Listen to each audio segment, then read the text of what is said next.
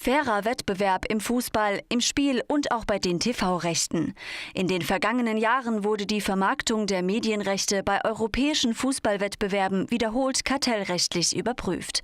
So auch bei der Bundesliga durch das Bundeskartellamt. Hierzu 3 Fragen an ZEW-Präsident Achim Wambach.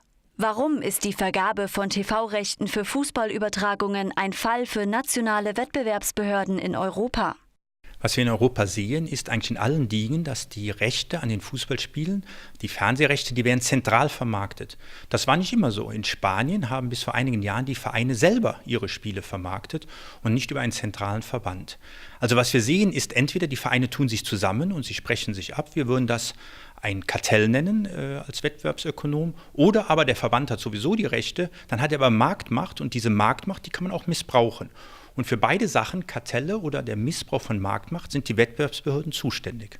Inwiefern sind die TV-Rechte für die deutsche Fußball-Bundesliga betroffen? Das Bundeskartellamt war in den letzten Malen immer dabei, wenn die Rechte in Deutschland vergeben wurden an der Bundesliga.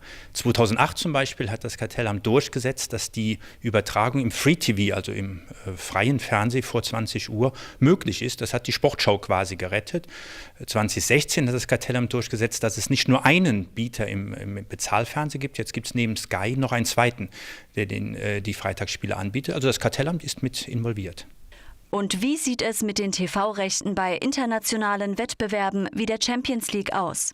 Ja, das ist eine interessante Frage, weil gerade bei der Champions League 2003 wurden die Rechte vergeben. Da hat die Europäische Kommission, also der Wettbewerbsarm der Europäischen Kommission, darauf geschaut. Aber seitdem hat keine Wettbewerbsbehörde sich das mehr angeschaut. Und das hat dazu geführt, dass in diesem Jahr und im nächsten Jahr in Deutschland die Champions League nur noch im Bezahlfernsehen sichtbar ist, also zu sehen ist, es sei denn, eine Besonderheit im deutschen Medienrecht, wenn eine deutsche Mannschaft im Finale ist, dann muss es auch im frei zugänglichen Fernsehen zu sehen sein. Also da müssen wir die Daumen drücken, dass eine deutsche Mannschaft ins Finale kommt, aber Daumen drücken alleine, finde ich, reicht nicht. Hier sollte die Wettbewerbsbehörde sich das auch genauer anschauen.